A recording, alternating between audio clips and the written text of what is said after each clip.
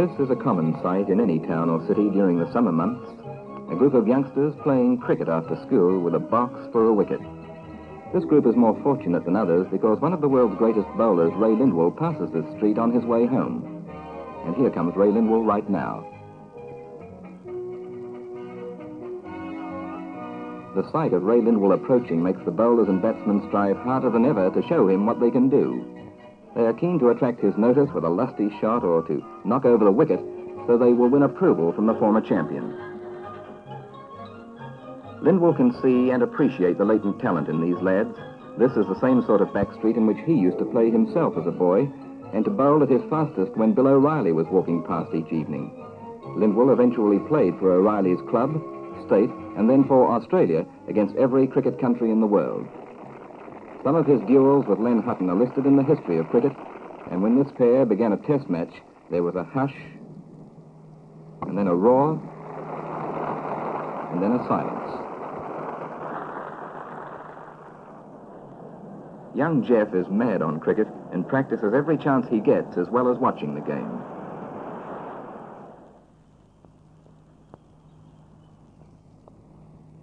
A bat, a ball, and a boy's secret thoughts as he dreams of the day when he too might bowl for his country like Ray Lindwall, or perhaps be coached by Lindwall or some other great cricketers. Show me how you hold the ball for your outswinger, son. No, that's not quite right. I think it'd be better if you held the ball with the seam pointing towards the batsman and slightly towards slips and put your two fingers alongside the seam. Yes, that's much better. Just a minute. Here's Richie and a few of the boys. Richie, this is young Jeff I was telling you about. Hello, Jeff. Nice to meet you. Look, I wonder if you'd come over with me now. We'd like to show you a few of the batting fundamentals to start with. For all young cricketers, the fundamentals of stance and grip are most important. Get those right, and you've made the best possible start to the batting side of the game. The grip, hands close together. The stance, feet nicely spaced, not too close together, but perfectly balanced, and just that touch of determination that the bowler won't get you out. Now, come on, Jeff, let's see if you've picked up these fundamentals. Let's see your stance and your grip there. No, now, come on. I told you before there, you've got to keep your feet parallel to the batting crease. That's the boy. And bring that bat in so it's behind your right toe. A little bit further. That's the boy. And your hands together. You've got your hands apart on the bat again. Together, that's right. And just point your left elbow a little bit down to where the bowler is. That's very good. Now, let's see how you go with this one, pitched outside the off stump, Jeff. Now, you've got to get your feet across. You'll see how the good players do it when they get their foot across to play a cut or a forcing shot off the back foot. And you've got to get yours right across so that you're right over the ball and your eyes are right behind it. Now, this time, if the ball's up, Jeff, I'd like to see you play a drive. Here comes the bowler now. Well, now, again there, this is exactly the same. Slightly in reverse with your feet.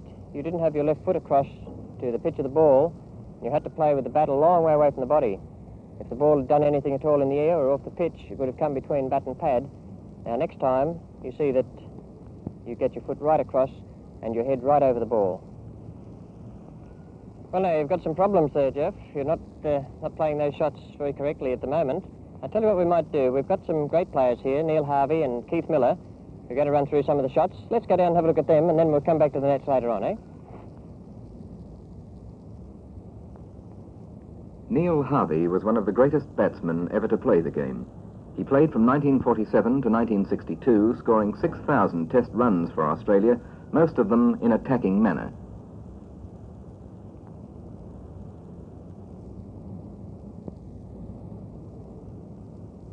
Here, he forces fast bowler Frank Tyson away through the covers in a typical piece of stroke play with feet perfectly positioned. One of Harvey's great strengths was his footwork, particularly against slow bowling. Now, the same basic rules apply to right and left-handers, Jeff. Footwork's one of the most important of these. Let's have a look at Neil Harvey now. Right now. We view it from the peaks of this famous eastern location.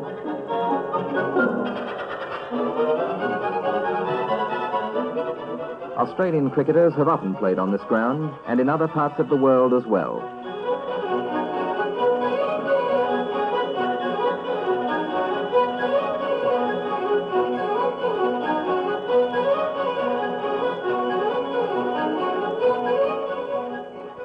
game is played, for instance, in Hawaii against the background of glorious scenery.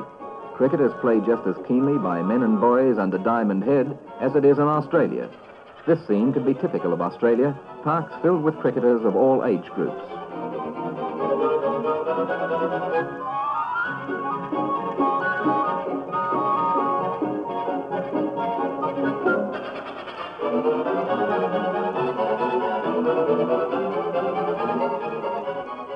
In the far outback of our own land, and in the hottest of weather, cricket is enjoyed with the same enthusiasm as in crowded cities. Dress isn't quite Lord's, dear boy, but it's 110 out there.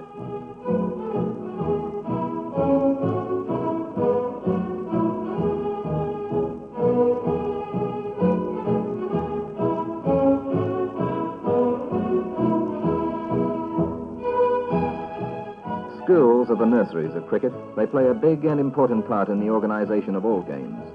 The lads we join show improved techniques as a result of early coaching. But with or without coaching, the schoolboy still displays that intense love for the game. He plays with keenness and enthusiasm that is sure to have its reward. Give a boy a bat and a ball, and there is no telling to what heights he may rise as a cricketer, provided he has the dedication and the will to succeed in one of the greatest games of all.